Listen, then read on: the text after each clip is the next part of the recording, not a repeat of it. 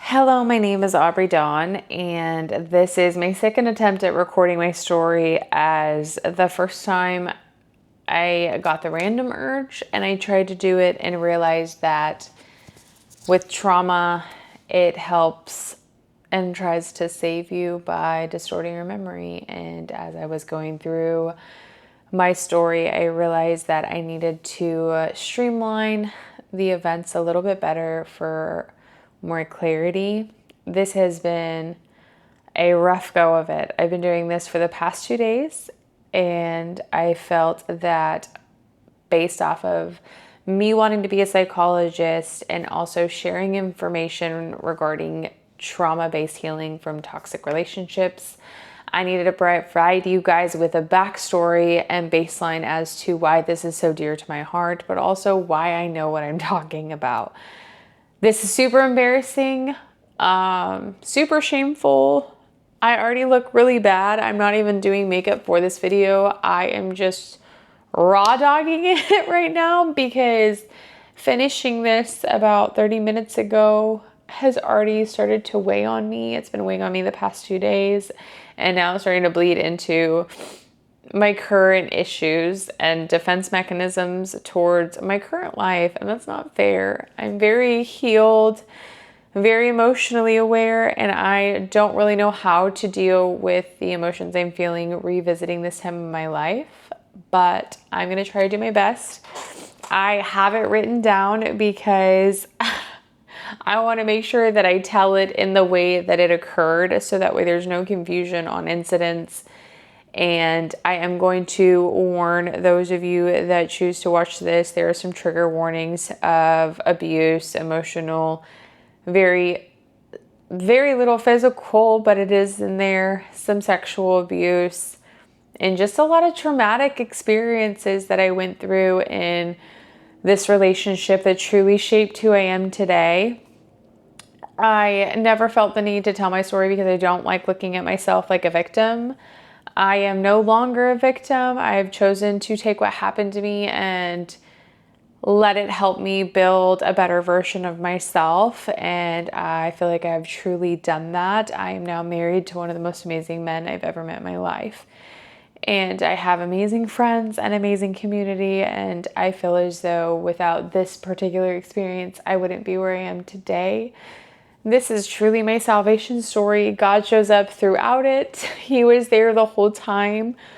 Does not mean that it did not kill me. And I am just still struggling with the shame. But I thought I was over that until I realized I had to read this out loud again. I'm going to go ahead and start. And I'm going to be reading off my laptop right here. So please bear with me. This is going to be probably about an hour long. Hopefully not. Hopefully I can read fast, and I don't like to cry on camera. That's not my thing, but I'm already feeling it, and I've been feeling it for like 2 days. I'm going to go over a little bit of my backstory first, just how I grew up and essentially what I feel plays into my generational trauma that I've already worked through and started to work through, but that led me to make the decisions that I made. I also want to address the fact that we always have a choice. We truly do. So I do take a lot of responsibility in my own story for the decisions that I made. It is not just my ex's fault. It is also my fault for accepting the behavior. I am one of 7 children. I am the 6th born. This is a significant age gap between the first 4 children and the last 3 of us. The sister that was directly above me is about 17 months older than I am, and we were inseparable growing up, conjoined at the hip. My baby sister is about 3 years younger than me. After my parents decided to divorce, I was about 12 years old, and the 3 of us became the last children that truly remained in the household at that time under my mother's care. At the time of the divorce, my father was very ill, suffering from liver cirrhosis and diabetes. My mother had no formal work experience or vocational skills. As we were raised in a very traditional household, she did stay home throughout the entirety of her believe it was like 31 to 35 years of marriage to my father. It was a very unaffectionate marriage. I never saw my parents love each other. My father was great, but he just wasn't affectionate towards her and took on the role of a caretaker. Well, my father did it. My mother took on the role of obviously the traditional caretaker and educator, as we were all homeschooled for most of our childhood. This is where it's kind of sticky. Our upbringing was highly authoritarian, very strict, conservative, and rooted in a Baptist faith. While I can't speak to my mother's presence or her behavior with my older siblings, as well as the experience was very different. We received very different versions of both of our parents due to the timing and circumstances, obviously, in the world at the time. My mother was largely absent as I was growing up. As a result, my education foundation was very minimal, and to say the least, I was not taught school. I could read. I had very little grammar skills, very little math skills. My dad knew this. My mom was just probably going through depression at the time. I couldn't really tell you. I've blocked a lot of my childhood out. By the time that the courts required us to be placed in public school, following my parents' divorce, I was entering high school as a freshman with a significant academic gap, technically.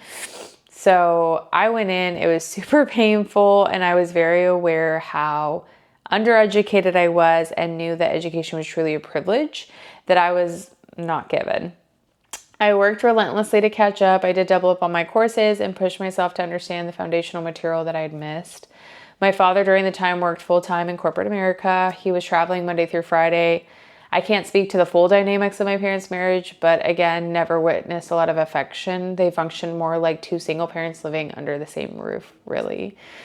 Despite this, my father was very loving and affectionate towards us. He set a clear standard for how we should be treated and provided a very good male figure and what it should look like. However, the household rules were extremely rigid. We weren't allowed to talk or date the opposite sex. While my older brothers had slightly more freedom, they were still held to very strict expectations through most of our childhood. We experienced significant church hurt. We were removed from two separate church communities due to situations involving my siblings forming relationships with individuals that were involved and or connected with board member families and or leader families in those churches. While these situations were rooted in normal behavior, young people wanting to live normal lives, the resulting judgment and rejection created lasting wounds with my family and faith and church in general. I do want to touch on this a little bit. To be very clear, the pain from the church hurt had nothing to do with God. I truly know that. I hold no anger towards God, nor does most of my family, at least. God didn't cause people to judge us or act in sin. People, even in the church, are very human. They're not magical. They're not magicians. We can't hold them to the same standard of Jesus, truly. Understanding this distinction has allowed me as an adult to find my healthy church life. I have a wonderful church community, and I place accountability where it belongs, on individuals, not God or faith itself. You don't get hurt by the church. You got hurt by the person. Finding God as a young adult has been the best decision of my life, and this story is a large part of my testimony. After my parents separated, my mother was forced to enter the workforce for the first time in decades while raising the three of us alone. Watching her struggle to provide and stay a stable household was very heartbreaking and deeply impactful. It became one of the main driving forces behind my desire to gain life skills, independence, and resilience, so that I would never have to truly find myself in the same position. My mother eventually remarried due to unresolved generational trauma of her own, I'm assuming. Following her marriage with my father, she married a man whose presence created a significant divide in our little immediate family at the time. Ultimately, my sister and I were kicked out of the home. At that time, I was very much still in high school and working a full-time job. While there's much more to that part of the story, I'm going to choose not to go into detail out of respect. My mother and I have since mended our relationship. I forgive her, not because the situation was easy and or justified, or that I believe she acted in turn, but because I understand she was doing the best she could with what she had at the time. That forgiveness has allowed me to grow into a better woman and hopefully a better wife, and one day a better mom. Following our separation, my mother, my sister and I couch surfed truly until I graduated high school. My father remained present in our lives, but our relationship dynamic majorly shifted. He became more direct and practical, offering practical support in ways that he only knew how. He helped us find an apartment. My sister and I lived together from the time I was about 18 until 20-ish, 21. Much of the time feels blurred, and trauma definitely caused a lot of gaps in my memory back then. During that period, I was still living according to the ideals in which that I was raised, particularly around love and relationships. My father taught us that we deserve the world, but this also created a very weird belief that we would truly never get hurt. I trusted deeply and unquestionably. Unfortunately, I was very ignorant as a kid. I lived in ignorance is bliss. Never considered the possibility of somebody actually betraying me, cheating on me, or lying to me. I had one high school sweetheart, followed by 2 relationships after graduation with men who were very much older than me. These relationships were pretty stable, not toxic. To be quite honest and real with you guys, I probably was the immature one in those instances, still trying to find myself and maintain my own independence, and I'm choosing to take full responsibility for that. My 4th relationship was the major turning point for me.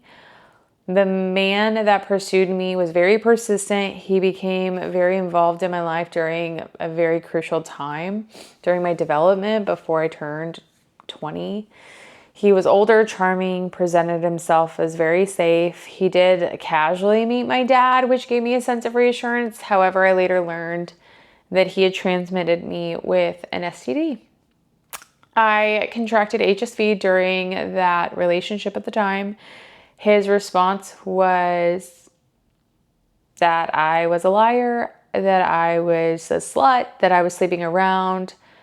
I learned very quickly that the majority of men, struggle to take responsibility for their sexual actions. A lot of people I've known and met throughout my lifetime, males, don't like to go get tested. So this is a fair warning to my women that are watching this. Please, please, please require STD testing from your sexual partners, please. And if they fight you on it and try to gaslight you, then just move on. That is a very minimal ask, truly. This is your health and it's really your life. He definitely accused me of that, and I definitely never did that. But I did go to the extent of reaching out to my ex prior to him because I wanted to believe him. I didn't think he was lying, but he truly was. And the doctor's blood test was actually able to provide me a timeline of that. At the time, I had no guidance. I was not in communication with my mom, and sexual health was never openly discussed in my household. The only instruction that we were ever given was just to abstain. We never talked about sex. We never talked about safe sex. We never talked about the things that could happen. In the midst of rebellion, my trauma, and my unresolved pain, I did make a lot of decisions out of spite and ignorance, and I engaged in unprotected sex, blindly trusting the men that I did date. I take full responsibility for my choices back then, and I never engaged in casual hookups or one-night stands knowingly. However, I was placed in compromising situations due to lack of education, guidance, good friends, and emotional safety in my early life. There's a lot of stories from my high school too that kind of date back to that as well. Following the previous relationship and my crazy diagnosis, my self-confidence completely eroded. I began questioning who I was and how I could move forward in any relationship at all. My trust issues that did develop were not primarily with partners themselves, but with myself. I no longer trusted my discernment, my intuition, or my ability to protect myself or my health or my heart. Because intimacy and purity and cleanliness specifically had been the emphasis so heavily throughout my upbringing, my perceived value in relationship felt completely diminished and gone. Purity was the key word here.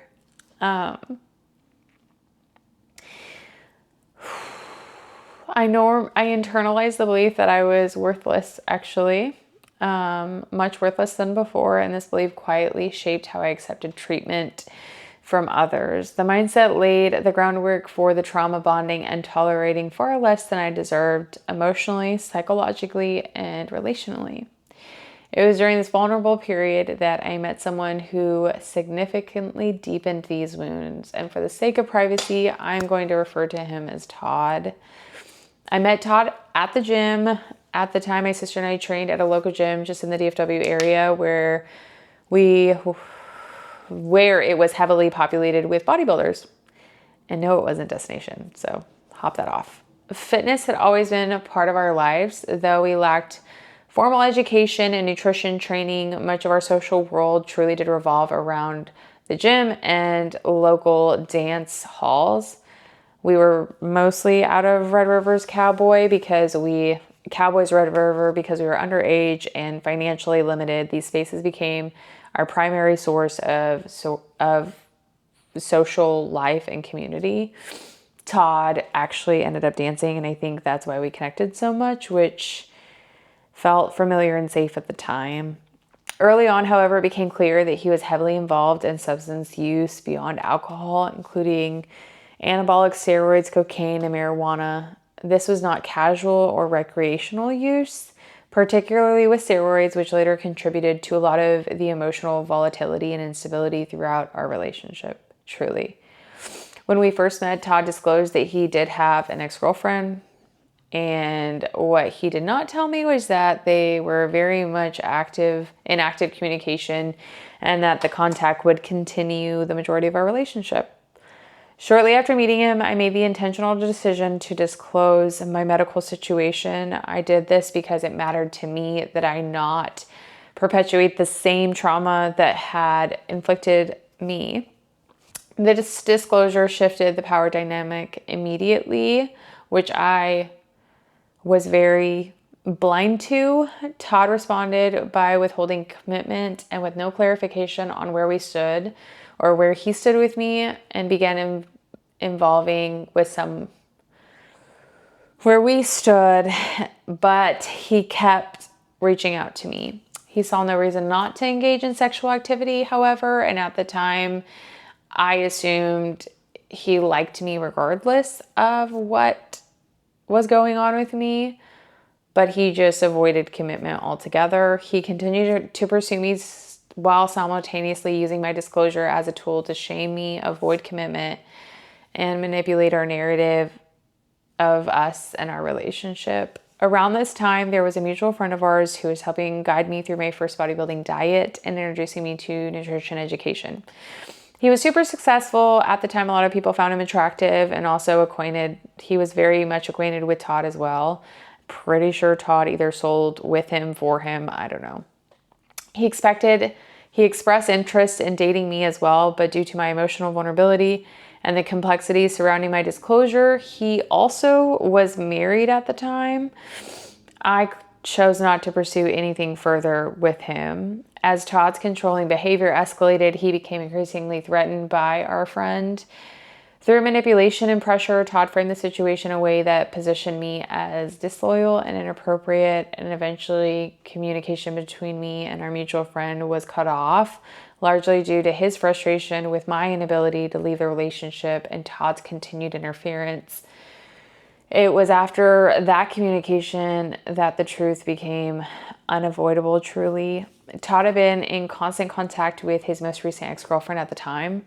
She reached out to me repeatedly through multiple social media platforms when I had blocked her because I believed Todd that she was crazy and didn't want to leave him alone. And partially, I was like, man, he must be really great if she's going to these extents so she can fight me for him.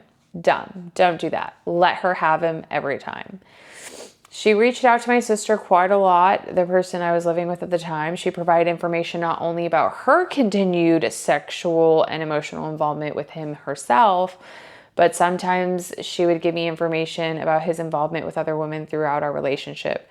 There were multiple instances across time, however, the information she provided rarely came with actual forms of definite physical proof. She herself was actively involved in the affair at the time, which made everything feel confusing and destabilizing and just not true. This is an important dynamic to name, and I'm going to address it here. In toxic relationships, women often wait for physical proof to justify their leaving, to not villainize themselves, especially when emotional manipulation has already eroded their confidence. When information comes from someone who's also entangled within drama and the situation, it becomes really easy to dismiss, minimize them, or rationalize what's happening.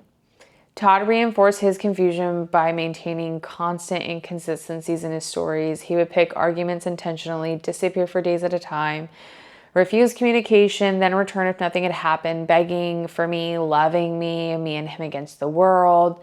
He used silence and stonewalling as punishment, and I thrive on communication, so my anxious attachment would in turn beg him just to talk to me, to the point to where when we'd finally talk, it was just like, at this point, you're talking to me. Like, just forget it. Like, let's just be fine.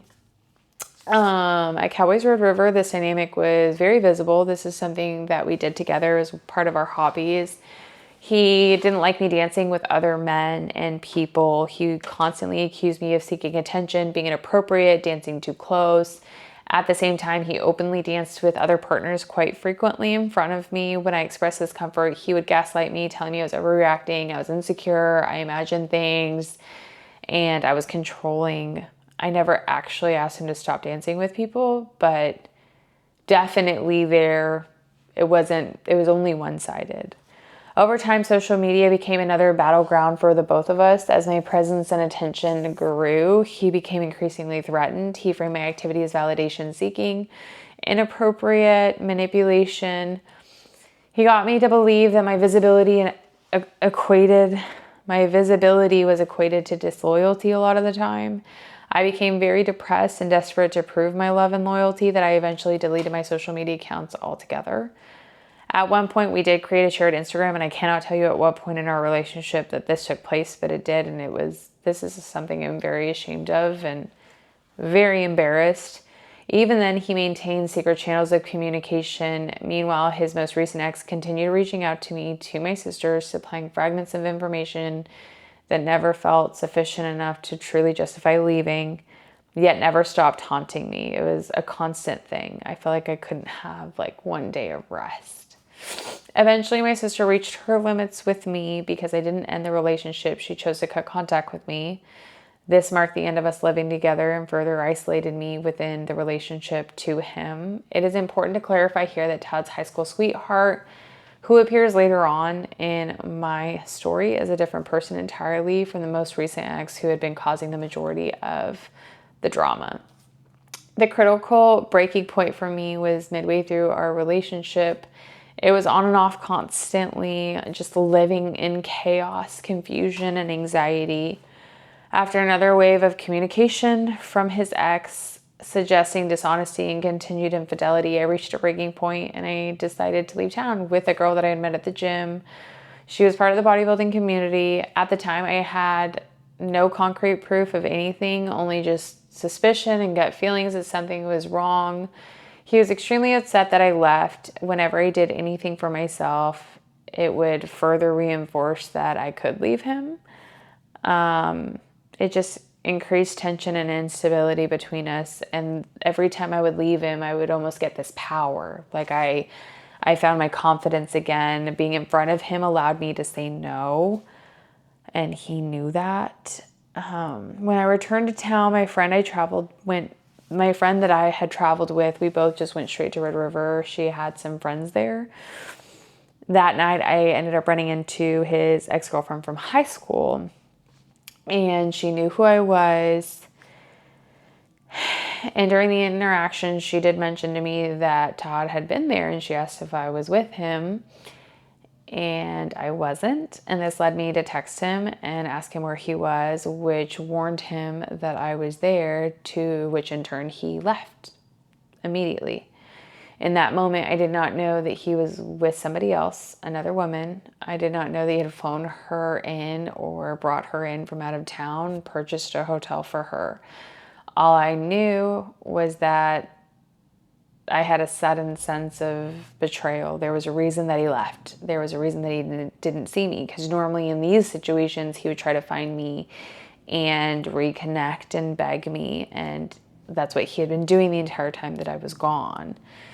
An internal alarm kind of had gone off that I had been ignoring, but later to be proved accurate. After knowing that he was there, I started to consume an absorbent amount of alcohol at the time. The friend that I was with, she was much older. She was supplying me because I was still underage. And by the time we attempted to leave, I was no longer coherent enough. I couldn't control my own body or form clear thoughts or functions. I had grown up frequenting Cowboys Red River, so I was super familiar with the bouncers, the bartenders, management. Thank God. This is one of the major moments that God was there for me. One of the bouncers did stop us and asked my friend if she was taking me home, and she said that she was, and he refused to let her do so. He said that he wasn't going to let me leave with her, or he'd call the police. And she left me there alone. I was severely impaired. I could barely see my phone, much less use it to call or text anybody. Todd's high school girlfriend walked out at that moment in time, the one that I'd met earlier in the evening, and she found me and offered to take me home. She realized that I just wasn't in a place to drive and or find a ride. The bouncer let her, but I was unable to truly give her directions. I don't even think I was able to give her an address. I don't remember the drive home. She did contact Todd to get my address. I don't know if she told him to come check on me or if he did or what had happened. But by the time, at that moment in time, I lived in a super rundown apartment. My sister and I were living off paycheck to paycheck. The entrance to the apartment was on the second floor outside, directly outside my bedroom window, but I couldn't get myself inside the door. I remember sitting right outside our front door, and they had those iron, railways right out, and I just remember like holding myself up in between the iron. I barely remember Todd getting there and carrying me inside, and that was it. I woke up the next morning and I was completely naked. My bed was overturned. I didn't know where my clothes were. They ended up being scattered just throughout, my room, in between my room and my bathroom. This is a moment where I felt completely overwhelmed, very violated. I did begin crying uncontrollably. I didn't remember what had happened. And I did try to call him. I tried to reach him. There was no answer. He kept declining my phone calls. Eventually, he did call me back. I can't tell you if it was the same day or days later. When he finally did, he told me I was disgusting for even suggesting that he had done anything inappropriate. He claimed that I wanted it, that I undressed myself. I begged for it. And then he continued to ignore me following this conversation. Of course, until, he came back and apologized. At that time of this incident, I was so intoxicated to the point of incapacitation. I could not consent. I couldn't even open my front door. I couldn't get myself home. Despite this, unfortunately, one of my most shameful moments in this story is I stayed. This is very common in abusive cycles where Todd would later return with all the things: apologies, flowers, promises of change, and carefully chosen words. And he always would come see me. Like, he knew that I could say no if it was over the phone, but when he was in front of me, he would cry. And there was just something about when he would cry to me and beg me and love me. Shortly after this period, my sister truly just couldn't take it anymore. She broke our lease, or our lease ended, one or the other, and I eventually moved in with Todd and his parents. And throughout our relationship, the arguments just got increasingly worse, volatile. We what began as conflict was just starting to turn into a bunch of emotional warfare for myself. After my separation from my sister, the strain with my family just got worse. Obviously, she shared my information about my relationship with them, and the distance was on both ends, truly, not only because of their concern, but because I began isolating myself out of embarrassment and shame. I internalized the belief that it was him and I against the world. This is something that he did instill in me. This is a common psychological shift in abuse dynamics, and it is one Todd reinforced repeatedly. Each time I attempted to leave or asserted that I was done, he would return apologetic, remorseful, convincing. He was exceptionally skilled at pulling me back in. What I now understand is that I was the strongest when I was away, which I mentioned earlier. I thought a lot more clearly, my boundaries a lot more sturdy, and I think moving in with him was the worst decision that I ever made. He always insisted on seeing me in person because once I was physically in his presence, my resolve it would collapse. I don't fully understood how he held that much power over my nervous system. The trauma does not require understanding to be effective. During this period, my father's health was rapidly declining. The combination of losing my family, fearing abandonment, and watching my father deteriorate intensified my codependency. I felt profoundly alone in my relationship and in the world, unfortunately.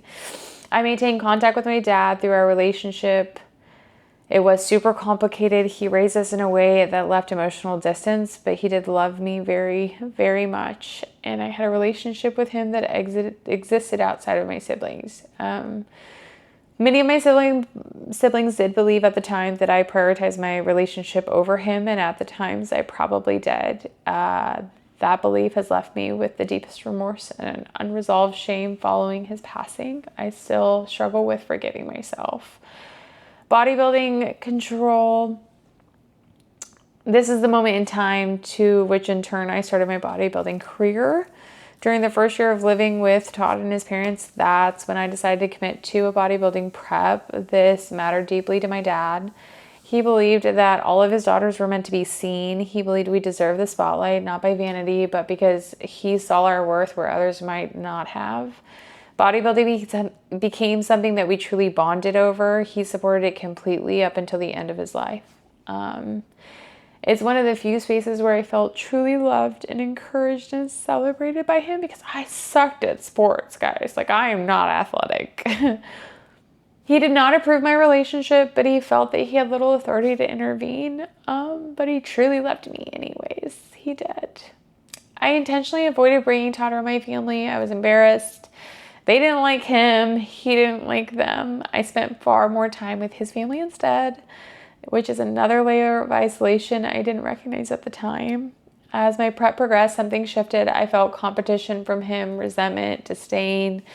This is my lived experience. This isn't an accusation, but a reality I can now name. Anything that made me stronger or more disciplined or more empowered felt like a threat to his control, and looking back, I believe he sensed that I grew. If I grew, I would leave, and I want to state here, this is a narcissistic tendency. I cannot diagnose him, but I have studied narcissistic tendencies due to other personal issues. And I'm obviously in school for psychology. I really, really see a lot of that in him because everything was about him and his pain and his hurt, and everything I did was to just destroy him, unfortunately, in his own mind. So he did undermine me. He encouraged me to cheat on my diet a lot throughout all of my prepping seasons. He reassured me that I would still look good and my coach would never know, and I could eat and still win because I wanted his approval. I wanted his love, and it felt conditional at the time. I gave in. This is where my binge eating and bulimia really started. I would drive him to the bar. I'd be DD. I would sit there. I would watch him dance with everybody. I'd bring him home. I'd take him to get food, and then I would eat whatever he wanted me to eat. Oh, gosh. And then I would feel unbearable shame, and I would purge. This cycle repeated itself throughout all of my preps. It continued even after him, very much up until through 2024, till I could manage myself. He was with me through my first 2 bodybuilding preps, well, 3 if you count my national show. I don't remember much of the preps themselves. My dad was very sick during my first one. My family did accuse me of being selfish for dieting during that time and putting more time towards, obviously, the prep routine when it came to working out and things of that nature. Something my family did together with my father was really just dinner and eating, and we prioritized that, and it just was something that they just didn't understand. It did limit our options on what to do together since he was so ill. Todd did not like that I was changing. Todd didn't like that I was looking better or getting more confident or being happy with myself or becoming visible again. I wasn't really fit prior to doing a bodybuilding prep. I was what we would consider skinny fat today. I really didn't have curves, just a young, somewhat athletic looking, I guess. I got my butt from my dad, but that's pretty much all I had. It made my attractive levels and attention that I got from my prep made him feel very uncomfortable and increased erotic behavior and seeking attention outside of our relationship is something he just continued to do the better that I got. But the process itself destabilized truly everything in what he knew us to be and our dynamic and the power dynamic that he held the majority of our relationship. Living with him was the absolute worst thing for my mental health, and it dramatically increased. Self-harm, shame, and the collapse of my full identity. My depression was really bad. I began cutting myself frequently. I struggled with persistent thoughts of suicide, not because I truly wanted to die, but because I wanted him to truly feel the loss of me and the absence of me. And I wanted him to understand that he caused this, but I couldn't leave. So killing myself was the only way that I knew how to make him feel that. The manipulation around my HSV became one of his strongest anchors in his manipulation. His strongest anchor in being able to convince me that he was not cheating on me, at least physically anyways. He repeatedly told me that he would never sleep with somebody else because he would never risk transmitting HSV. Instead of just going and getting checked. He didn't even know if he had it. He never got checked, not before me, not after me. The amount of things he told the public is absolutely terrifying after we separated. That narrative specifically is what truly trapped me. Looking back, I see now he was never tested and truly never sought medical care, just never showed concern for his health, my health, obviously. The claim wasn't morality, it was truly control for him. I, on the other hand, I did get tested regularly and just held the responsibility of my health alone. At my first show, his behavior became increasingly erratic. The day of the show, he was distant, unsupportive. At some point, he disappeared. And I did have a friend of mine that was in town with me, and she was also not around.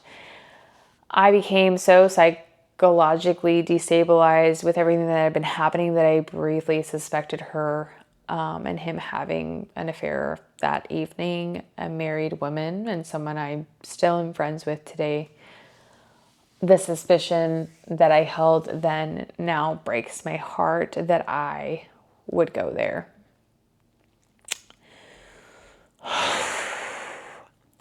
It is one of the clearest examples of how deeply distorted that my thinking had become.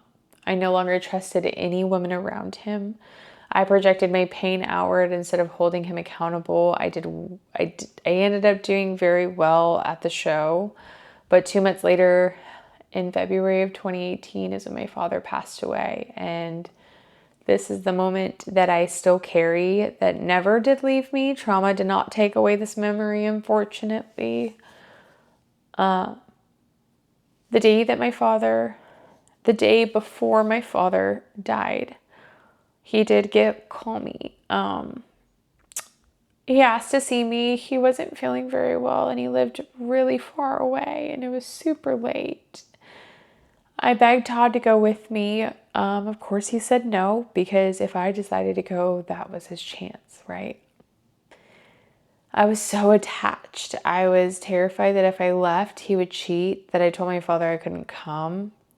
The anxiety was unbearable, truly. I didn't trust him alone. I didn't trust myself to survive what might happen if I left, and it provided a way for him to just hurt me more. The next day, my father was hospitalized on his deathbed. I did get to talk to him.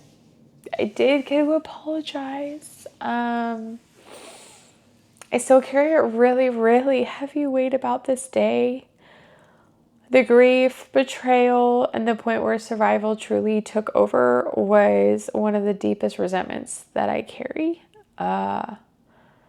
It's not just that I lost time with my dad because I was trapped in a toxic relationship, but that even in his final hours, that relationship still continued to take a lot of precedence over my humanity. The day of my father's death, all of my siblings were able to make it to the hospital. We spent the day watching every single organ fail. Every single one by one.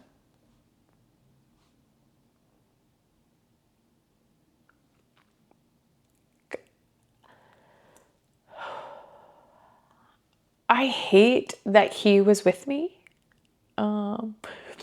Todd was there, but he wasn't with me, you know?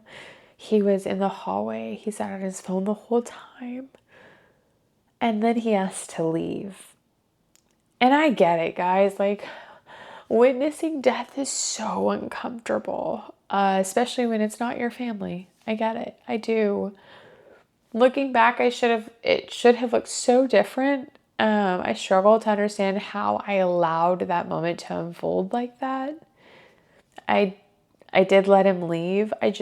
I wanted to just be.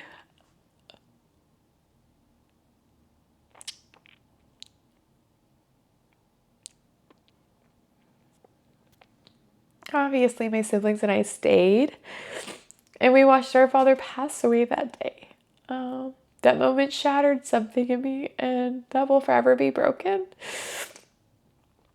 Numbness, collapse, everything came after that day. I fell into a really deep depression. I had no intention of returning to bodybuilding. I ate erratically. I binged. I disassociated. I numbed myself with television. Isolation more than I already had. I had no clear career path, no direction. My emotional energy had been consumed entirely by surviving my relationship at the time. So the months to follow, my coach reached out. I got an unexpected opportunity that was a fully sponsored bodybuilding show. The following June of 2018, it was sponsored by a company called Behind the Pump. They did all the filming. All I had to do was show up to these video shoots once a week with a group of bodybuilders so they could follow our journey. I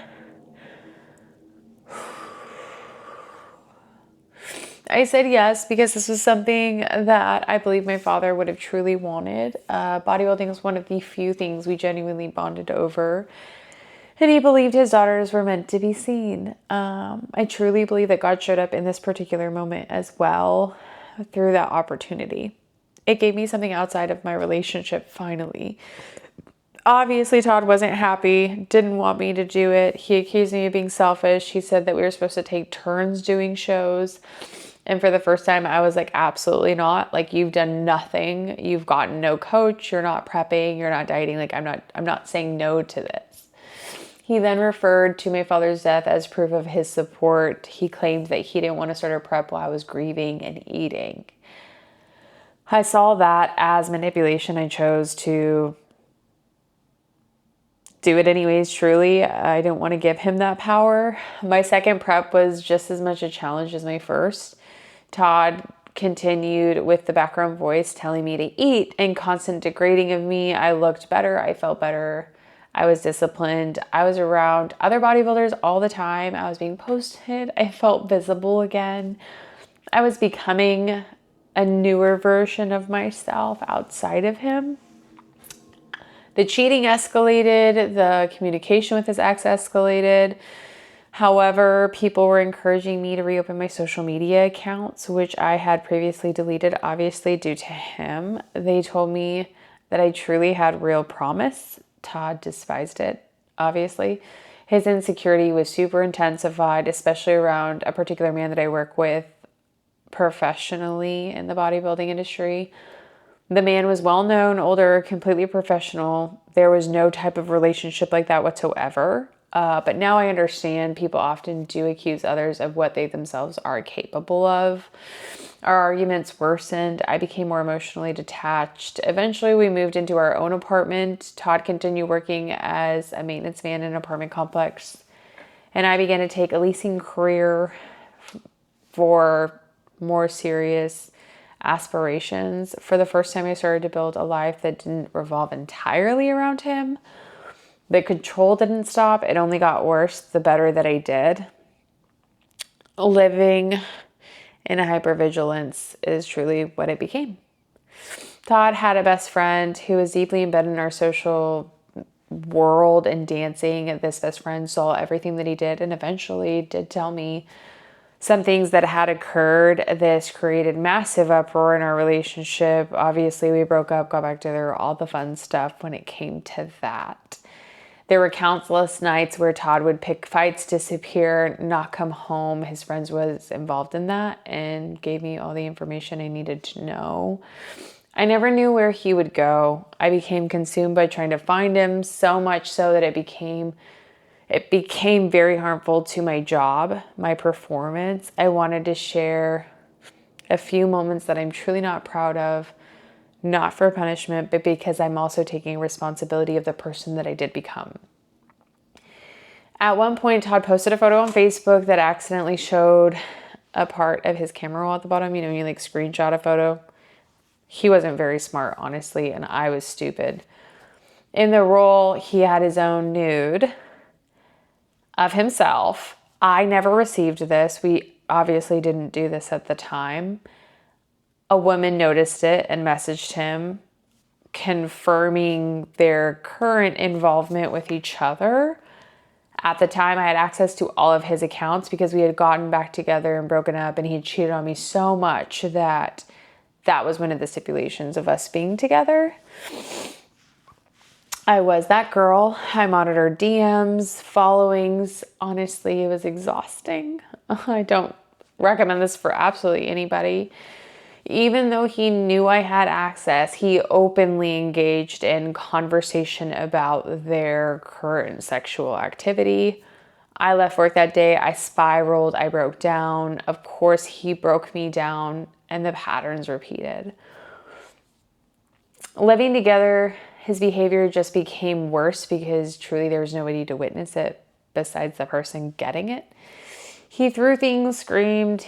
Sometimes he grabbed me, sometimes he shoved me. He threatened to jump out of moving vehicles. One time I was driving over 80 miles an hour, taking him home from the bar, and he opened the door truly and threatened to jump out on 121.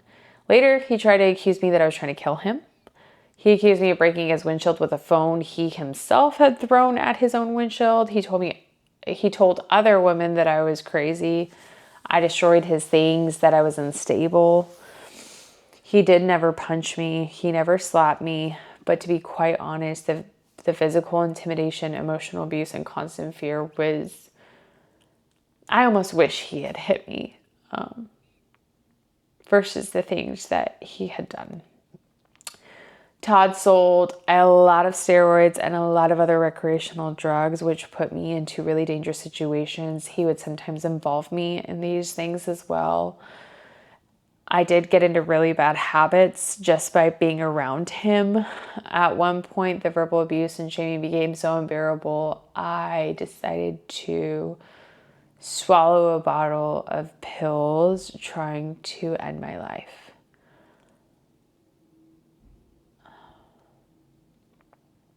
I really didn't want to die.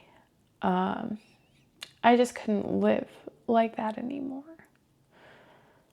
God did speak to me. I felt it so clear. Like, I had a purpose beyond this man's control. And after some time, like, I forced myself to throw the pills up. I didn't ever actively tell Todd or try to accuse him of trying to kill me, but somehow I felt like he knew. He slept while I cried in the bathroom most nights. I stayed awake, consumed by anxiety. I got in a lot of trouble at work. I called in sick a lot, not because I was lazy, I just mentally incapable of functioning truly. The shift after my second show was massive. I won the entire competition. I looked absolutely amazing. I will hold on to that one. People told me I could go straight to nationals and get my pro card, and nationals was in Philadelphia literally the following week. We were financially very unstable, but I was bound to make it happen. And for the first time, I made that decision without asking for permission. I decided I was going to go whether he was going to come or not. And at that moment, nothing else truly mattered to me. But it was the beginning of me finding myself and him and I ending truly. The nationals show escalated, and the first breakaway from us was that he wasn't going to go, and I was going to go regardless. And to him, he truly didn't think I would have gone without him. Like, he truly did not. Throughout the week leading up to me leaving, he just kept saying, are you actually going to go? Are you really going to go without me? You're going to drive all that way. I didn't know at the time, but he eventually was like, hey, like, I can make it work. I can get off, I can get off and whatever. He had asked his brother, who was not employed by the company at the time, to cover his maintenance calls. He gave him a uniform and the keys to the property to handle all of his work that he wasn't authorized to do. That is how he made this trip to Philadelphia. I don't remember much about the show itself. I was pretty numb. Todd was never truly, cruel in public, but he wasn't super encouraging or present in our relationship either. I can't ever remember truly being friends with him. I know that that's not the case because I had to fall in love with him somehow. But at this point in time, everything truly felt like a lie. Any moments of neutrality were overshadowed by the weight of everything that had just been happening truly. I take full responsibility for the person that I did become at this point, and I was not loving, I wasn't grounded, and incapable of loving truly either of us. I did place top 5 in nationals that year. The drive home should have ended much, much worse than it did. There were multiple moments where we should have not made it home, and that is a story for another time. But I truly believe without question that God intervened. The drive marked the beginning of something shifting inside of me spiritually. And I see it now as part of a massive salvation story that is this foundation that occurred here. In the months that followed, another major opportunity emerged because God was like, girl, I need to get you out of here. The team that I work with at Behind the Pump reached out again for a different offer to sponsor not just a show, but a boob job. And that is something that I wanted. And I knew for a fact that though it should not have been the end all be all for my confidence, I knew I'd be okay. Todd immediately opposed it, obviously, largely because I'd be working with that man that he did not like and had been threatened by, and this was something I was willing to truly, I wasn't going to give it up. So, weeks leading up to me leaving for Houston, which was required of me, the cheating thing, just went out the wazoo. He was comfortable now. He knew I wasn't going anywhere. Valentine's Day of, I believe it was obviously 2019. The day before, I went to play sticky notes all in his car, well, that night, and I opened up his center console. I found a packaged condom. I feel very ashamed to say that we did not use protection, so it wasn't for me.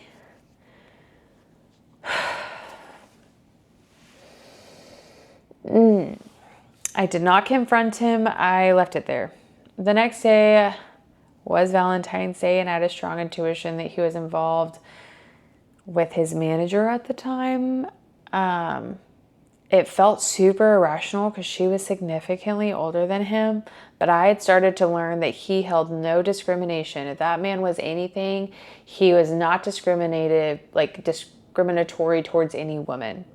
Size, color, anything when it came to attention.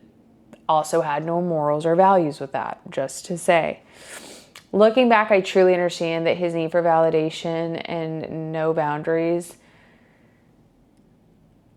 I had a sense of forgiveness for him once I was able to forgive myself, if that makes sense. Not to excuse everything, but just to understand. By then, we're sharing locations. Obviously, I checked it. He was at her house in the middle of the day, of course. Duh. Why wouldn't he be, Aubrey? It was explosive, massive. I called him. He gaslit me. He tried to put me on the phone with her as if she wouldn't lie for him. I lived there. She knew me. But my favorite part is when he got home, I went and checked his truck. And lo and behold, the man didn't even throw away the wrapper of the condom. It was an empty, open wrapper of the condom. Did I learn? Absolutely not. I did not. I can't remember what his explanation was, but I truly remember I didn't believe it this time, but I also didn't leave. By this point in time, I want you guys to understand that when a girl does so much and we're like, oh, we're here and we've wasted so much time and I don't want to give up. I don't want to, not be involved. I want to be here when he heals. That's kind of where I was at in this point in our life. I was tied to this man. I was on a lease. I had no money. I obviously wasn't building a good career for myself. Whatever little life I had was just starting, but I also had no family and I had no friends. So it just was one of those things that there was no option for me but to just sit there in what I knew was a lie. Which could have done it, but I didn't. Shortly before I left for Houston, his most recent ex reached out once again. She told me he'd been taking a woman into one of the vacant apartment units on property and had sex with her. This time she provided proof. She got much better at this, by the way. She provided me with screenshots because she knew she was a little cuckoo, could chill. For some reasons I can't fully recall, we ended up purchasing a box of condoms before I left to my trip for Houston, likely because I was terrified for my own health and didn't trust that he was being safe. I did count all of them before I left. I believe maybe we had tried to use one. I went to Houston once again. He didn't believe I would actually go. So we barely spoke the entire weekend. Normally, I would be the anxious, attached person. I'd be blowing him up. I'd turn around. I'd go home, all the craziness. But this time I focused on myself. I connected with the other athletes. I completed the audition process. I filmed a lot of content.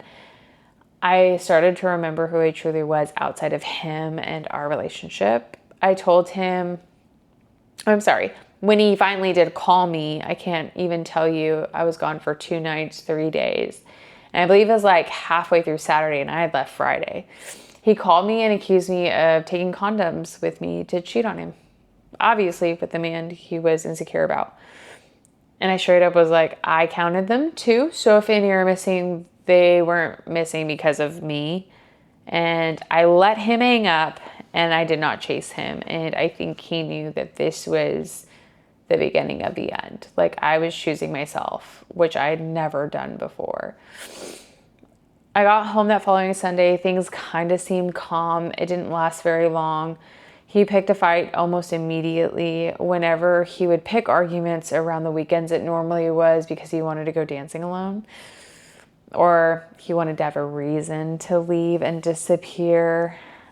I was changing to go out, and I can't even remember what the argument was about, but I didn't have a shirt on. I was completely topless.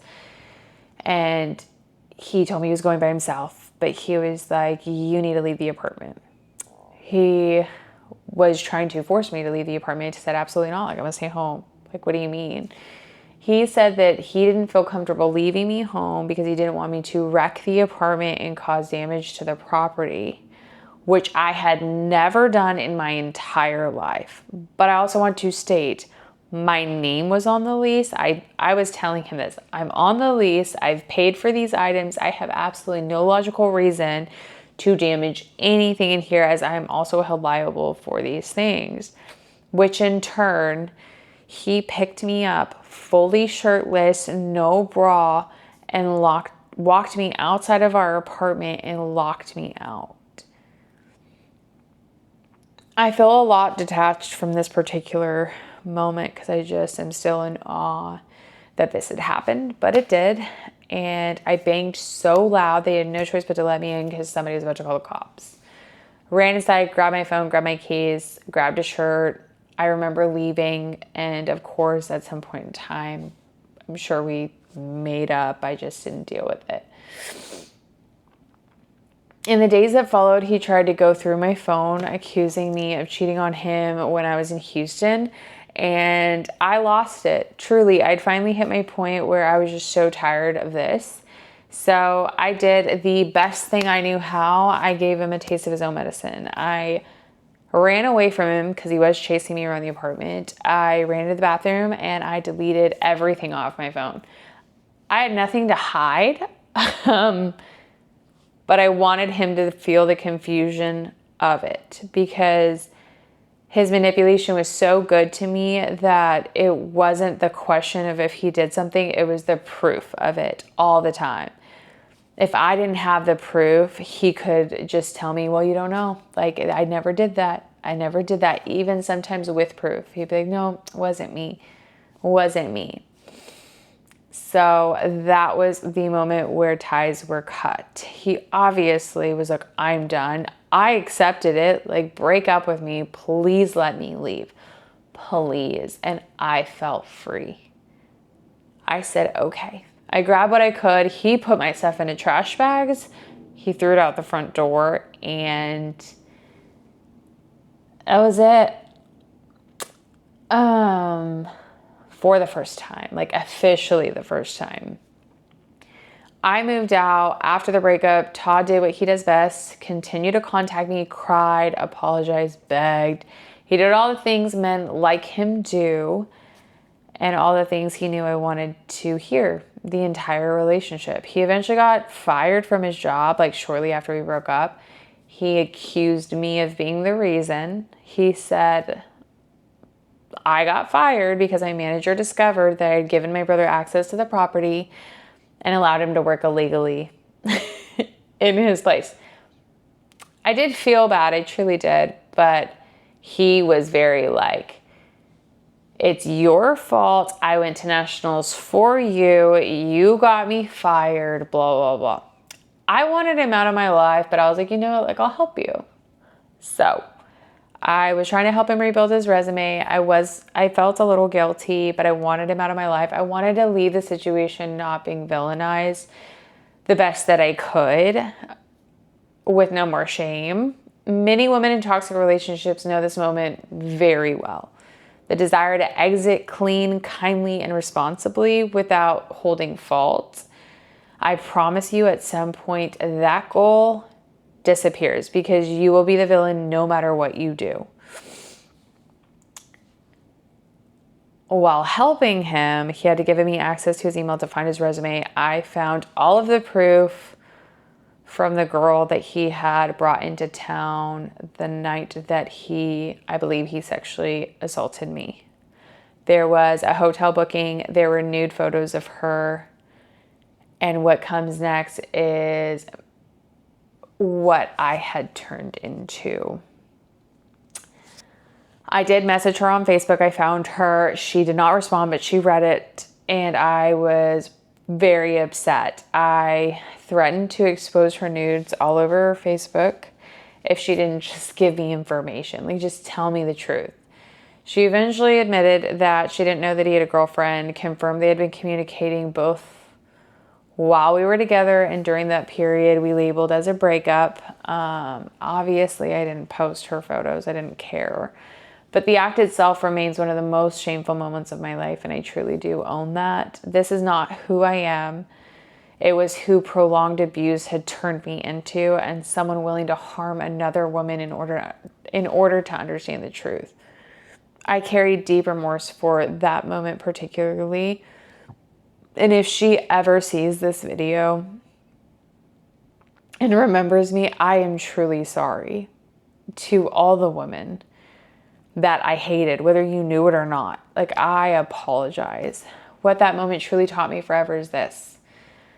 Loyalty is never going to be another woman's responsibility or another man's responsibility. It belongs solely to your partner who made the commitment to you. She was not my enemy. He shouldn't have been my enemy. But that realization became a true, like, I can leave this relationship with no shame, truly.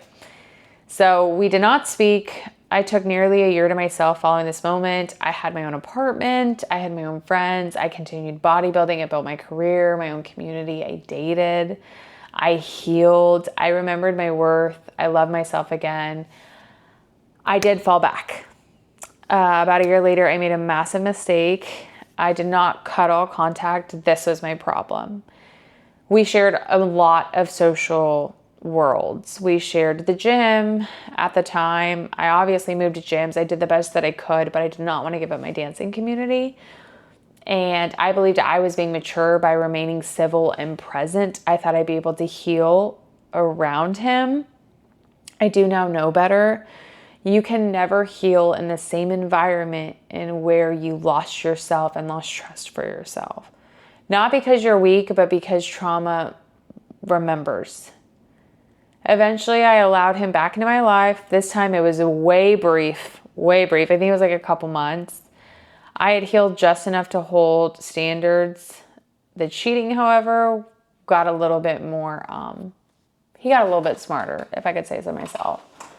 He had developed a dance partner who he considered his best friend. It was super cute. During the time that we were separated, I did ask, obviously, if they were ever involved. Of course, he lied, because who would tell the truth? Besides my husband, right? I did not spiral, honestly, because I was still exhausted from the first time we did all of this. And he never had control over my emotions the way that he did before. I did try to be friends with her. It didn't work out, but later I learned that obviously he was lying, which turned into not so much of a surprise. I addressed him in the most mature way that I could muster up at the time. His reaction was super volatile, very accusatory. He tried gaslighting me, telling me I was super insecure. I really didn't play into his emotional Hunger Games this time. I let him finish his rant before I presented the proof and told him that I wasn't doing it anymore. Like, that if he wanted to keep me, he would cut the communication out of respect for our relationship. And that was his fault. That was his doing for not telling me the truth. They had been sexually involved, and I have somewhat of an idea of the game that he played with her as well. She was very much deeply in love with him, as I was told by friends of hers. He told her a lot of lies about me, just as he had told me lies about her, I'm sure. She hated me without even knowing me, nor did she care to know me. Later on, she turned out to lie about my sister, who they ended up being in the same corporate world. That was very interesting. But this is, again, another reminder to not hate women, because her and I don't want to say we could have been friends. I don't think we necessarily would have been friends, but I think we could have saved each other a lot of heartbreak, truly. But this is how abusive and narcissistic men control women, is turning each other against each other before they even meet each other. It truly is wild. But something that I feel is super important to mention at this time is we do not have to be friends with other women, but we must remain discerning and open-minded and aware. Silence never serves us. It serves the manipulator and the person being abusive, truly. He didn't withdraw contact, duh. We're not surprised. He obviously continued to choose her publicly, dancing, eventually stopped caring altogether once again. What bothered me didn't really matter anymore. We went back into older teens. This is another reminder, people don't change for you. They change for themselves, and you need to wait till you see the change before you decide to give access to yourself. My one thing is, don't give access to yourself. Let them be with somebody else and be a good person to somebody else. You can find somebody else, okay? Just my little 2 cents. This did still traumatize me a lot because he wouldn't dance with me. Obviously, dancing with him was never a fun thing. It was always criticizing me, my own dance, my own talent, comparing me to her. He never allowed me to dance with other people. He bartered me for it, telling me I was attention seeking, all the fun stuff that occurred the first time around. There was a particular instance during the stint of our second go round of a relationship where a friend of mine hated that I got back with him. He was also part of the dance world at the time, and he ended up presenting me with some information of a Snapchat thread that I believe Todd was involved in actually creating. And it circulated around the boys in the social dance circle. This friend of mine did not want me to stay in this relationship with Todd and proceeded to provide me information on the Snapchat. He was in it too, which doesn't help at all. But essentially what these boys would do is they would cheat on their girlfriends and send naked pictures of the girls they would sleep with in the Snapchat thread. I felt completely violated. There were moments in time throughout the second part of our relationship where Todd was taking inappropriate photos of me, not necessarily me asking to, just something he would snap after a moment or a time, and every single moment that it had occurred, that flashed through my mind. Obviously, no evidence was saved. I was still a proof girl. However, I did go through his phone. I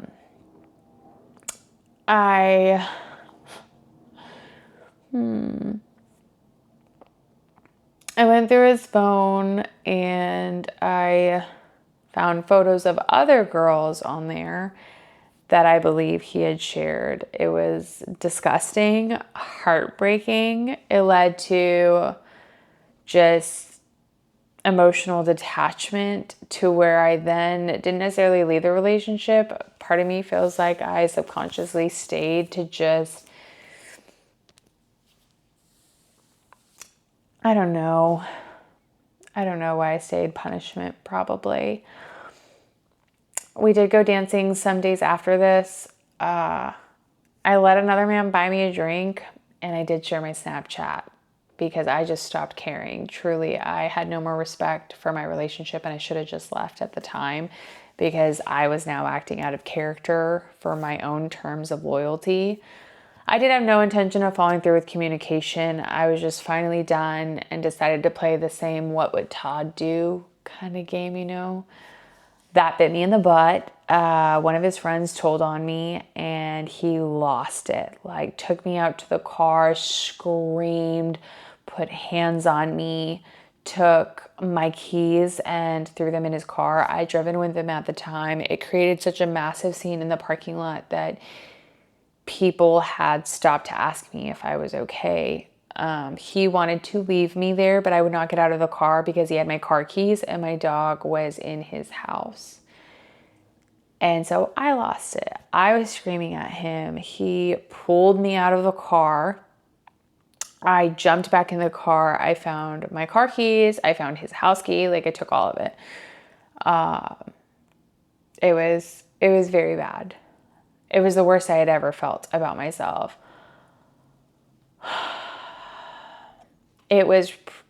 I can't tell you if that was the night that ended everything. I'm pretty sure that was when I went back to his place. I don't know if he came back there right away because I ended up getting my dog.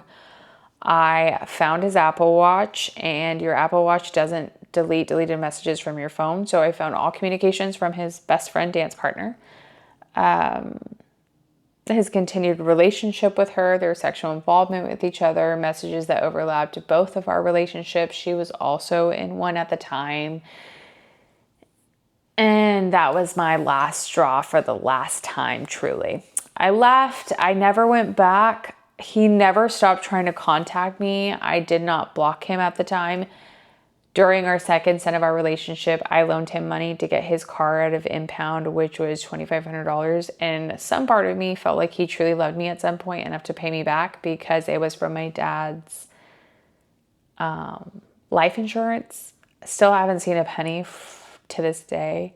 I think I Venmo'd or requested him like a million times and he never gave me my money back. But that was a loss I was willing to cut to just free and clear from him. The last part of it for me was one night, probably months after I was out dancing at one of our local bars. Obviously, he was there with another group of friends, and I saw this girl at the bar, just like randomly, by herself. Instant intuition. She was a victim of his. I knew it. I don't know why I knew it, but I knew it. I left. I didn't think much of it. I'm like, weird. Like, that's just in my head. Why do I care? I went home that night. He actually called me and tried to come over, which he did quite frequently. And I obviously said no. Go back to my phone. It was like 2 a.m. This woman had messaged me, or girl at the time, and asked me why I didn't warn her about him. And I literally responded. I was like, if I had, everything he told you about me would be true, because I knew he had told her stuff. Like, I knew it. And I called her and we talked through absolutely everything for hours. Her relationship with him overlapped mine, possibly starting during the first stint of ours. He never committed to her. He had done unspeakable things to her personal life, damaging, detrimental to her. He told her lies about me. I was violent, unstable, dangerous. I explained that confronting her obviously would have made all of that look true. I look a little violent, right? The next day we both addressed him, to which in turn, he obviously lied to me, told me she was crazy and not true, all the fun stuff. And, you know, when a man calls a girl crazy, I think you should take a little bit more leeway on that. He responded to the loss with rage. He name-called her, degraded her. He was super cruel. I'm pretty sure we both blocked him at the time, which quite honestly, that was like it for me. I was done. The way that he treated her, him truly just thinking I would believe that he just attracts crazy at this point. Within the following weeks, he had another girlfriend very quickly. I even want to go as far as to say like the next week he brought her out. She was somebody that I actually was aware of through the bodybuilding world. I didn't necessarily follow her on Instagram, but I had seen her before. She had quite a bit of following. Absolutely gorgeous. I never talked to her, obviously, because I knew what he was saying about me. So that was pretty much it. What surprised me was this, though. So the girl that I connected with, she ended up becoming friends. Like, we are still friends to this day, more like acquaintances now, but we were close for some time. She was a major factor in not just ending that tether for me, but she was a major factor in my faith. She was a very God-fearing woman. She still is, I believe. And she was super instrumental in me going back to God. And this was just another bright sign that God was truly watching out for me during this time. We are still friends. I'm sure we looked crazy back then. I'm sure that that's the narrative he painted for his girlfriend at the time. In 2023, probably about a year later, I learned through mutual connections that the girl that he had dated, he had stayed with. for a very long time. They were still together at this point. My heart breaks for her. It did then, it did. And I didn't know much about her. There are very few ties I have left to that world. But abuse never de-escalates. It only intensifies the more that you get away with. So in one of the strangest moments that ever happened, I met a friend of mine at a gym in Dallas. I hadn't seen Todd for like a year and a half, like hadn't talked to him, heard from him, nothing. And this friend that I had made at the gym, like we went to dinner, we were having a conversation. She was from Washington, and I told her my story, and she recognized his true name, and she paused, and she was like, I know exactly who you're talking about. Turns out his girlfriend was an esthetician, and a majority of my friends that were at my gym were seeing her. Unfortunately, over time, she shared with my friend, who we now held a mutual friend, that she had begun to experience very similar treatment, if not worse, from him. I heard that she had ended up moving to Florida, and I honestly kept her in my prayers a lot, because I don't know if ever reaching out to somebody is the right thing, but based off of my experience with his ex-girlfriend, like it just wasn't. But I will always leave the door open. I did come across a few other girls outside of us three that were part of his abuse that did contact me. I did not become friends with them. I did not create a band of people that hated him. I just provided information and timelines to create closure for a lot of these women, because that is something that they just need to move on. And that is obviously what I needed and I got out of my interaction with my friend. It truly broke my heart. I did recently, actually, about a week ago, I went dancing with one of my dance partner friends who actually knew his now ex-girlfriend.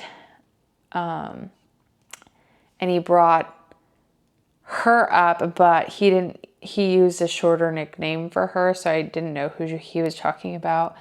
And he described it as like, she dated that guy and she always sat on the sidelines and he never taught her how to dance and she just would watch him. And then when he showed me her photo, I was like, my ex, like she dated my ex. And he goes, yeah, because you did the same thing. And it's so embarrassing. Like it truly is embarrassing. But I'm so grateful, because obviously she's out of it. She came back to Texas. She's looking to actually learn how to dance. And I hope that she finds that. I really do. I am not shattered, obviously, by what happened to me.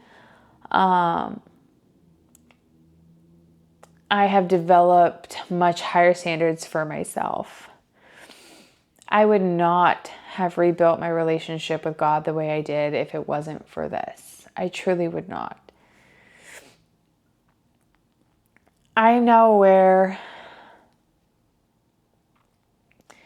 that I am no longer a victim, you guys. Like, I do want to state that. It took time to even be able to tell this story in obviously chronological order. It's about 82 minutes now. I'm so sorry. But I have healed so much that the girl I once was feels like a complete stranger, and yet she still feels like she's like right here. She still matters. If it weren't for her leaving, I would not have become successful. When I was 25, I managed the largest condo in Texas. I would not have developed higher standards in my relationships. I wouldn't have chosen abstinence on the act of self-respect and faith. I would not have rebuilt my relationship with God. God turned my entire life upside down with this experience. But the fact that he saved me from repeated suicide attempts, emotional abuse, psychological abuse, sexual violation, and something I will never be able to repay. It hurt. It was painful. It was devastating, but it also forced me to find confidence that I never believed that I was capable of having. People ask me all the time, how did you leave? How did you, get so confident? How are you confident now? For a long time, I didn't know how to give you the answer. One thing I will say, leaving was not one moment for me, and that I am ashamed of. I should have left the moment that I knew that he was in communication with his ex, because I didn't deserve that no matter what I was bringing to the table. I left 1,000 times until I finally left for good. What I hope for every woman in this story is the first time, and you never look back. Do not leave. Trust your gut. Something may have happened before your toxic relationship that broke your trust in yourself, but I promise you, your intuition is still there. You're the only person you can trust in that situation. You need to turn towards God, find community, and do not isolate yourself. Do not. Never let a partner hold so much emotional power over you that you begin acting out of character or turning against other women or men. You do not have to be friends with women. Please know that I'm not sitting here and saying go build girl groups of hatred. That's not my thing. One of my biggest regrets in this relationship was comparing myself to the woman he cheated on me with, the women that he dated, real or imagined. I would scan literally every room that I would walk in. Every single room, every gym, every bar, on the street, wondering if he would choose her over me if I wasn't present.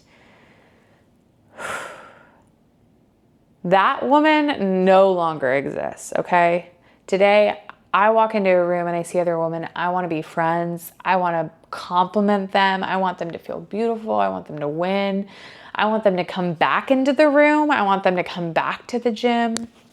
I want to change lives. I want women to feel the peace and confidence that I now have today and never feel the way that the old me felt, ever. I am certain I would not have met my husband if I had not gone through what I went through. I would not have held the standard I did the day that I met him. I would not be as grounded in my faith. God did not cause this abuse. Evil did. It was meant to break me.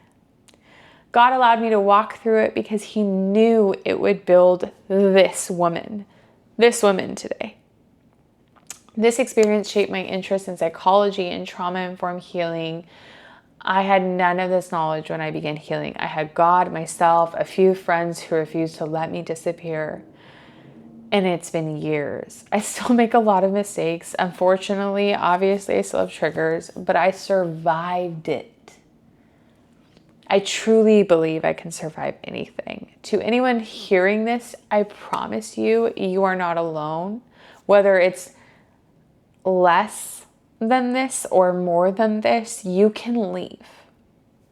Some people endure visible violence, others endure nervous system violence, emotional, psychological, sexual, mental abuse are all abuse. And just because you don't have physical proof of sexual assault does not mean it didn't happen. If you are not coherent enough to consent, it is not consent. Your body is your body alone. It is nobody else's. Your decision is your decision. You decide permission and access to you. Never let anyone gaslight you into doubting what feels wrong. Never stay silent to protect someone else's comfort.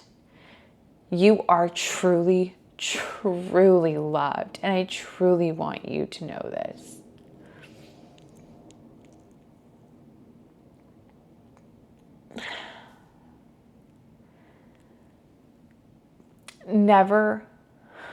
Never stay silent to protect someone else's comfort. If you are a man that's hearing this, this story is not anti-men. Okay, I want to state that because I'm helping men also recover from abuse and psychological abuse as well. Women can be abusive too. I'm a strong advocate for men's mental health, and I truly hope that Todd was seeking help. I don't know where he is today. And God, when I heard something the other day, and it says, when God truly wants to protect you, he removes somebody from you. There are multiple times I should have seen him, run into him. I've heard of him being at places that I've been at, and I have not seen him one time since I have removed myself from this scenario. I don't wish hell on anyone. I try to forgive him daily. I hope he seeks it. I am grateful that I survived this. I am grateful for the women this experience shaped me into. This is my salvation story. God never left me. He guided me through more than most. I thank him every day that I look at my husband and see that he gave me back tenfold, maybe 100-fold. I don't even know what I didn't get back then. I look at my friends and my community, my life, he helped build, and I would never be here without going through all of that. There was a stint of time where I truly had to learn to detach from the world that Todd was in. I had a best friend and a roommate at the time that I thought was my best friend. I dated somebody right after Todd that was a mutual friend of ours, and I obviously wasn't healing adequately. And Todd reached out to me via like block numbers while he was with that girl that he was dating, and he had shown up to my apartment and he tried to see me, and I tried to discern whether contacting her and telling her was right. And still to this day, I don't know if I could have saved her all the grief. I don't know if she would have believed me. What I want to tell you guys is that you have to remove yourself from the situation. You have to. That is your step. Let God heal you. He is done sending you boats. He is going to give you exactly what you need, and you need to take your lifeline and you need to run. And I am existing proof that I have the most godly man in the world, that I am loved unconditionally. I am successful. I am adored. I am so confident. I don't touch his social, well, he doesn't even have social media.